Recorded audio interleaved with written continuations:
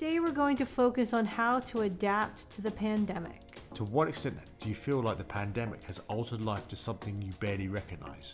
How frequently do you question how this impacts you and your loved ones? We have seen many changes at a personal and societal level, some temporary, others permanent. In the following video, we discuss adapting to changes in the age of COVID.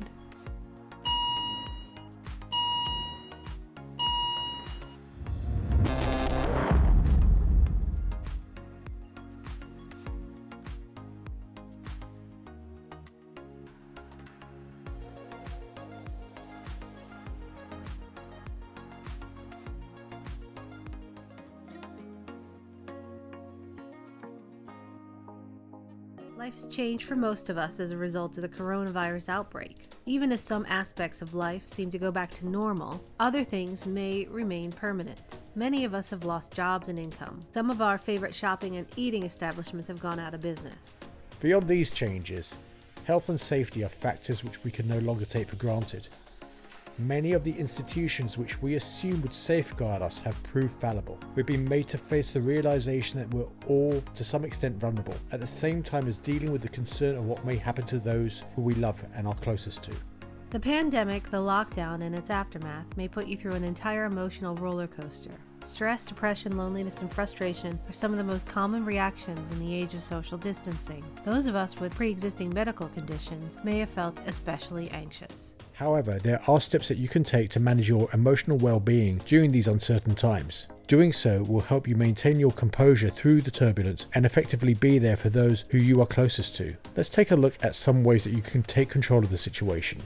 Number 1. Connect which thoughts are causing negative emotions. Whether you're feeling anxious, stressed, depressed, or angry, take time to consider which thoughts are contributing toward these emotions. Contrary to popular belief, most events are neither positive nor negative. Human beings attach meaning and perception to them. For example, you may be concerned about catching COVID or that you may not be able to cope with another lockdown. If this is the case, it's likely to leave you feeling anxious. By becoming aware of these triggers, you will be prepared to avoid them. Number 2. Avoid thinking in absolutes. So working in conjunction with controlling negative triggers, try to prevent yourself from thinking in all or nothing terms. Is the situation a catastrophe, or is there a middle ground that you can identify? An example of this may be focusing more on the coping abilities you possess, or that the situation is only temporary. Number 3. Look at what you still control. Let's face it, COVID and the lockdown left many of us all feeling as if much was out of our control. Even our governing institutions weren't able to get a full handle on it. So what can we do as individuals? As someone with a pre-existing medical condition, you probably felt especially vulnerable. In saying that, ask yourself if everything is out of your hands or if there are some things you still have control over. This may mean occupying yourself with new activities.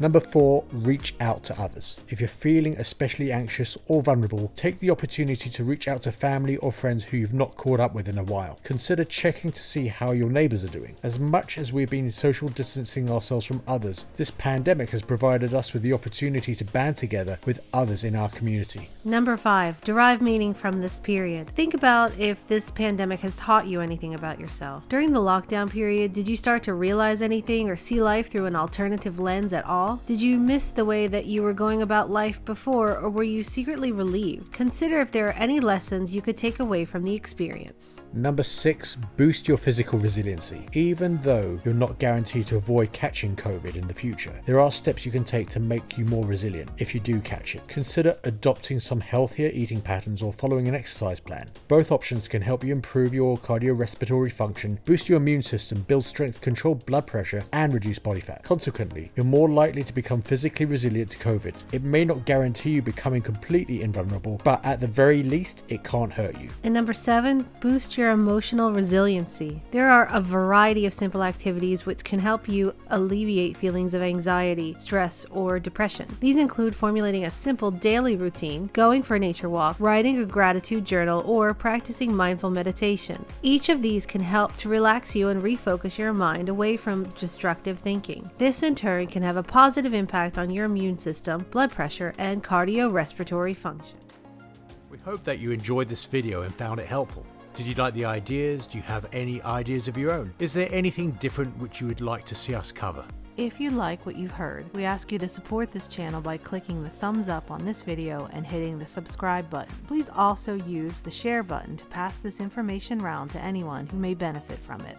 Check out the written blog version of this video by clicking the link below and visiting our website. You can also find us on Facebook, Instagram and Twitter under Empower Illness Coaching. To find out more about who we are, feel free to visit the video about our illness journey.